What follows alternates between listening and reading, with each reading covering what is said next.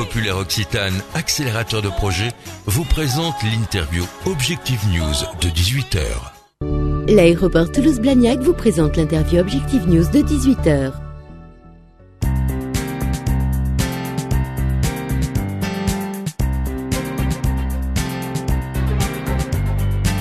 Bonsoir, bienvenue sur objectifnews.tv pour le rendez-vous des décideurs en Midi-Pyrénées. Nous sommes en compagnie de Michel Dolliger. Bonsoir. Bonsoir, chère madame. Vous êtes président de la Chambre de commerce et d'industrie du Gers, également de Gers Développement, qui est l'agence de développement économique du département. Comment se porte le Gers aujourd'hui, économiquement ? Écoutez, le Gers s'est bien porté jusqu'en 2011. En 2012, on a eu les 9 premiers mois assez difficiles, notamment tout ce qui touche le commerce. On a perdu 13% du chiffre d'affaires par rapport à l'année dernière. On a le bâtiment, mais ça c'est partout en France, qui marche très mal. Et puis par contre, ce qui marche pas mal, c'est l'exportation, notamment tout ce qui touche l'industrie agroalimentaire avec le vin, etc. Ça marche pas mal, ça marche bien. Voilà un petit peu le... Bon, on n'est pas... Moi je suis plutôt optimiste, c'est ce que je dis aux journalistes en général. Et les 9 premiers mois à faire du pessimisme avec de l'optimisme, c'est assez difficile. Mais il faut toujours le faire. Quelles sont aujourd'hui les entreprises qui tirent l'activité économique ? Alors, les entreprises qui tirent l'activité économique, bien sûr, c'est l'aviation. Tout ce qui touche les entreprises aéronautiques. Dans le Gers, il y a 10 ans, il n'y avait pas du tout d'industrie aéronautique. Aujourd'hui, entre 1000 et 1500 personnes qui travaillent avec l'aéronautique. Alors vous en avez du côté de Toulouse et vous en avez aussi, qui est assez drôle, carrément à l'ouest du département, du côté de Nogaro, où on a 2 très belles entreprises, Louit et Cousseau, qui se développent à fond. Ça, c'est un premier point. Et après, on a l'industrie agroalimentaire dans le Gers. Et on a un des leaders, qui est le leader au monde, du pop-corn, vous savez, pour les enfants, ils mangent ça, qui fait...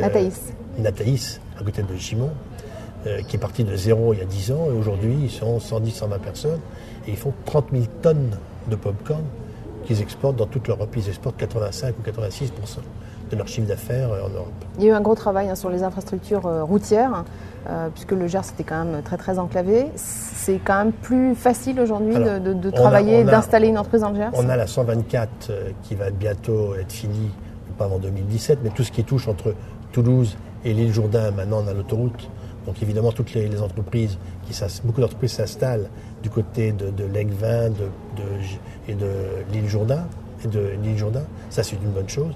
Et après on se bat pour avoir la 21, c'est-à-dire la route de Agen à Tarbes, pour l'avoir en 2 fois 2 voies. Et ça je dois dire que c'est plus difficile. De quelle manière aujourd'hui vous cherchez à attirer des entreprises notamment aéronautiques et sur quel secteur ? Alors les entreprises aéronautiques, on les cherche à les avoir du côté de Puy-Audran. Et là il y a des entreprises qui vont venir de Toulouse, qui vont venir chez nous. Et on vient d'ouvrir l'aérodrome qu'on appelle maintenant aéroport de Auch. On a spécialisé l'aéroport de Auch pour tout ce qui touche l'industrie aéronautique. Notamment, on a une belle boîte qui s'appelle JCB Aero, qui fait l'intérieur des cabines d'avion, qui est venue s'implanter là. Et là, on espère bien développer cette activité. De quelle manière vous tentez de les attirer ? Est-ce qu'il y a des aides particulières ? Non, on les attire parce que d'abord, le Gers, le bonheur est dans le Gers, tout le monde le sait, d'une part. Et d'autre part, on a des terrains qui sont beaucoup moins chers qu'à Toulouse. Et on a l'avantage... C'est-à-dire quel prix moyen et puis ça dépend, quel pourcentage ? Ça dépend, mais ça varie entre 10 et 40 euros le mètre carré quand tout est fini. Mais ça marche bien, ça se développe facilement, ça. Donc vous avez créé notamment des ZAC.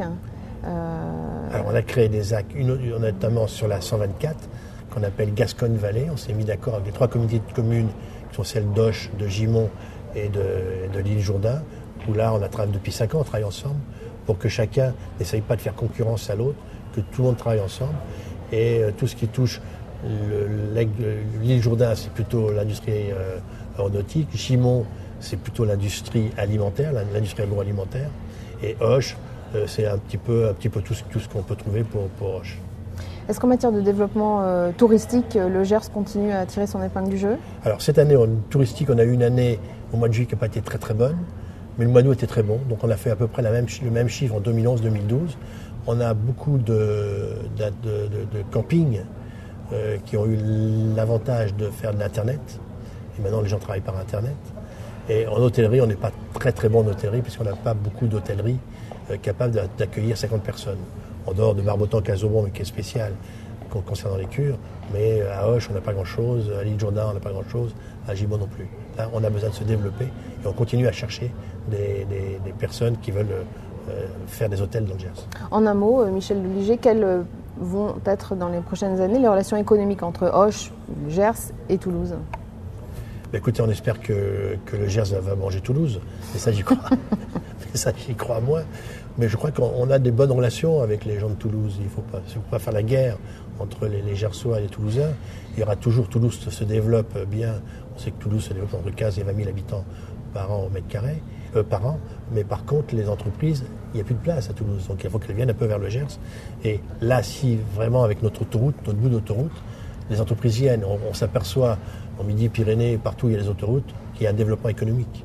Donc il faut un développement économique. Après, on espère un jour avoir le LGV, les trains à grande vitesse, qui desserveraient le nord du département, vers Florence, Lectoure. Et là, c'est aussi une bonne chose pour tout ce qui touchera l'activité touristique. Merci Michel Deliget. C'est un grand plaisir d'avoir répondu à vos questions, chère madame.